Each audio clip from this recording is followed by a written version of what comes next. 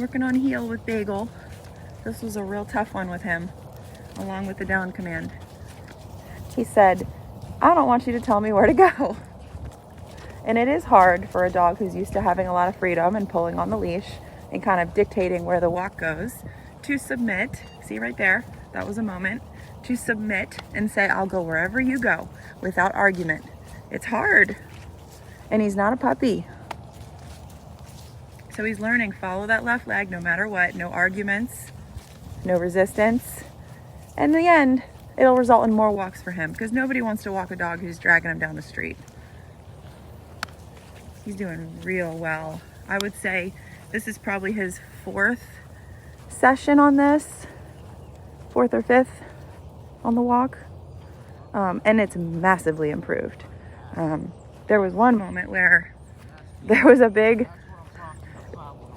argument between the two of them. Bagel said, I am not going with you. And Josh says, I would like you to walk with me. And Bagel said, I don't want to. And that was the moment that he learned. Good. He's doing good. He looks great. All the hard work is showing. Yes, I think he's going to do very good. Yeah, there's definitely some fights that needed to come out. Yep. And I think those are always best professionally done. He was going to do it anyway. Yep. I'm sure he's done some, and then that worked. He feels experienced at getting his own way, you know, through maybe there's a little confrontation like, hey, I don't like that. And he's like, too bad. Yep. Gets away with it. So he wanted to test the boundaries here. And he had to figure out that he didn't enjoy the outcome when he went down that road. But when he just said, let me follow your direction instead, things are good. So my job was to just keep getting him to the point where he had to make that choice. Listen to me or do your own thing. And I found out the walk did it, right? Because he was doing pretty great. Down. He didn't like down. Down wasn't, he didn't want it down. He did not want it down. But listen, we don't start that till week 2, right? Or like the end of week 1. So he went a good long stretch with really nothing to really complain about, right? It's when we started to really tighten up. When you started to tighten up and you're like, I need you to walk nicely right here. Then he said, I want to fight for that. Yeah. Bagel didn't say that. The brain said that. Yep. It's designed to so that he doesn't follow somebody who's not meant to lead, right? I need to prove to him that I'm more competent when it comes to making a choice. We disagree. How does it turn out? I'm more competent in that. I have to show him that. And then he has no problem following me, and then he's stress-free and he's happy. It's unbelievable. You would think because he wants to complain and we get into a disagreement and I have to correct him, that then he's going to be like, no, I don't want to follow you. But the truth is it's a test. And if I pass that test, they willingly follow you, right? Okay? Good. Right? So now look at him. He looks amazing. Happy as can be to be followed. Yep. And this is post-correction goodness, right? But he tried to throw the fit that I guarantee you he throws at his owner every time he does this, and she says, let's go.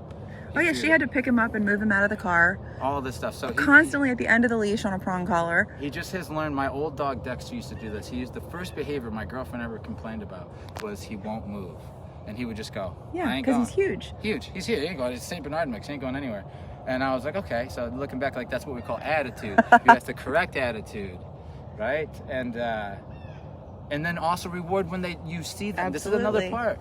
See them doing something good and be like, that was awesome. The little things. Right now, this is amazing. She also said stay was his #1 issue. Look at him now. But his stay looks solid. I'm starting to get a lot of trust with him, actually. If I lived with him for a year, we might get to the point where he could be my right-hand man, right? He's got potential, but he needs to, there's boundaries, and the boundaries are simple. We ask you to do something, do it. We ask you to stop, stop. That's it. And we're only going to ask you to do one of the 5 commands, which you already know. So it's pretty fair. You're going to then get invited into our house, included into our lives, get our love, our affection, our money, our care. We're going to provide for you. But you need to listen.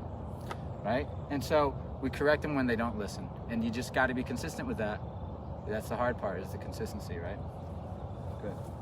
And it's not because maybe you don't want to, it's just because life gets so busy, you have to protect your day-to-day enough where you're leaving room for him to develop, where you can spend quality time working on the things you need to work on. He can be put into your life in a training sense to get him how he wants to be. So, and then after a certain amount of time, guess what? All that gets easier and it pays off. And then all of a sudden you're like, I can't believe that he's he's doing so well and he's not struggling like he used to. And we're over it, and we're on to better days. So that's the adjustment period going home. You know, he'll test, you'll correct, he'll adjust, you'll reward, right? And we just do that for a week or two, and we see some pretty good stuff. Yay!